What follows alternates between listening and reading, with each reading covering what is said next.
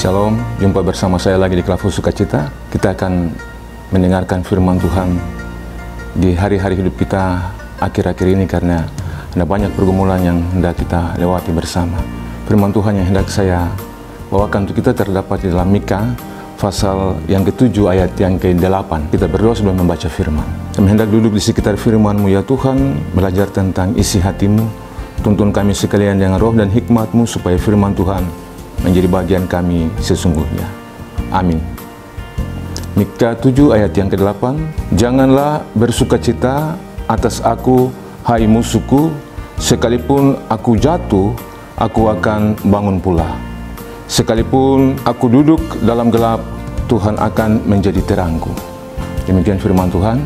Saudara-saudari, sahabat Klavus di mana saya berada, bagian firman Tuhan yang diperlihatkan oleh sang Nabi Mika pasal 7 ayat yang ke-8 ini memperlihatkan tentang situasi kaum Israel ketika mereka dalam suatu keterpurukan, suatu kesusahan yang besar, suatu pergumulan yang besar, dan sepertinya mereka tidak ada harapan lagi. Sahabat Klavus di mana saya berada, situasi itu yang membuat sehingga mereka membutuhkan seorang penolong, apalagi perilaku mereka yang berhadapan dengan bangsa-bangsa lain. Ketika mereka berjumpa dengan pola hidup bangsa lain, mereka juga mengikuti cara menyembah tidak lagi kepada Tuhan, tetapi perilaku mereka, etika mereka, moralitas mereka bercampur dengan bangsa lain. Tidak hanya untuk masyarakat Israel, tetapi juga pemimpin-pemimpin mereka. Kemerosotan moral yang begitu tinggi sehingga begitu jauh sekali dari hadapan Tuhan.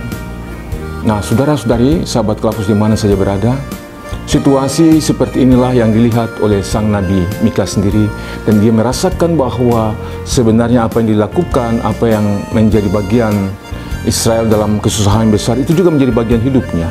Dan karena itu dia memohon, dia mengharapkan, dia menantikan tentang seorang pembebas yang tentunya akan membebaskan Israel dari keterpurukan itu, dari kesusahan yang besar itu, untuk mengalami pembebasan, mengalami kelepasan hidup secara fisik tetapi juga secara mental.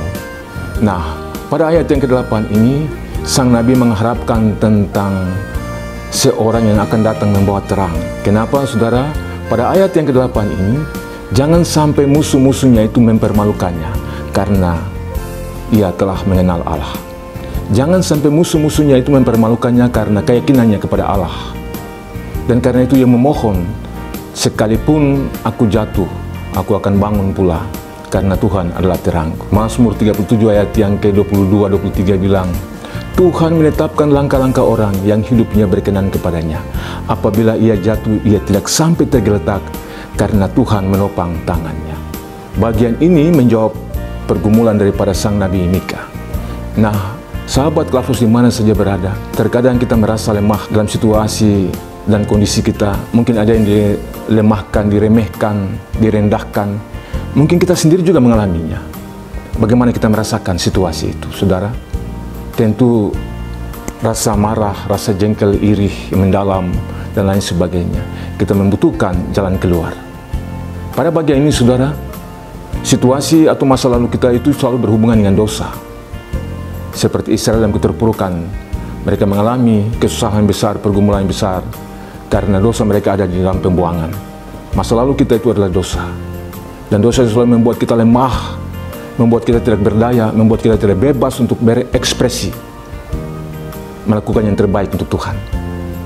Dan pada bagian itu, saudara, justru kita membutuhkan seorang pembebas yang dapat membebaskan kita dari keterpurukan, dari masa lalu kita, yaitu dosa.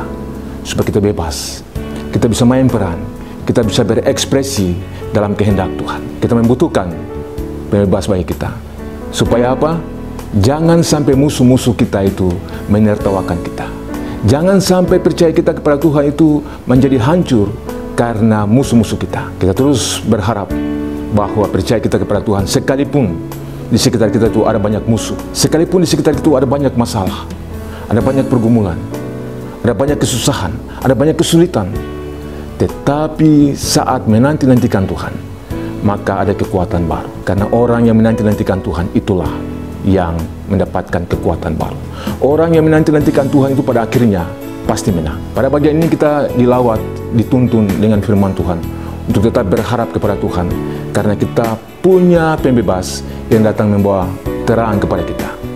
Dia adalah terang itu karena dia sumber terang hidup. Saat kita ada dalam kegelapan, gelap itu akan hilang sendiri karena terang itu telah datang. Sahabat Klafus di mana saya berada, kita yang punya masa lalu, saat terang itu ada, maka kita akan berubah menjadi manusia dalam terang, karena dia sumber terang itu.